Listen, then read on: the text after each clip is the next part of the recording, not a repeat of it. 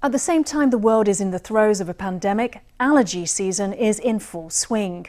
One of the local cases reported on Sunday was a 20-year-old man who thought his symptoms were an allergic reaction.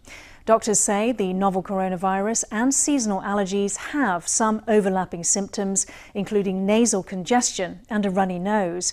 They say it's difficult to distinguish between the two and that it's best to seek medical attention whenever experiencing respiratory symptoms. 本土的个案是20多岁的男性，我们编号是386，那有过敏的症状。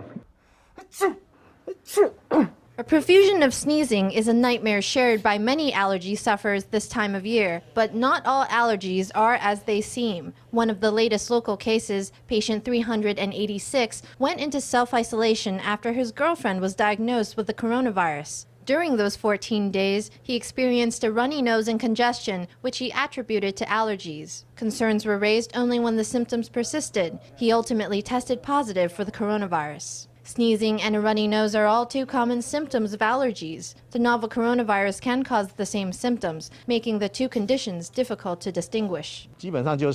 In general, it's not a good idea to try to self-diagnose. The symptoms on their own cannot tell you whether it's allergies or the coronavirus. Basically, if you're experiencing respiratory symptoms and you're feeling a bit under the weather, then you should consider the possibility that it is a coronavirus. Dr. Huang says to leave the diagnoses to the professionals. He says there's a cause for concern if the allergy symptoms are different from those in previous years.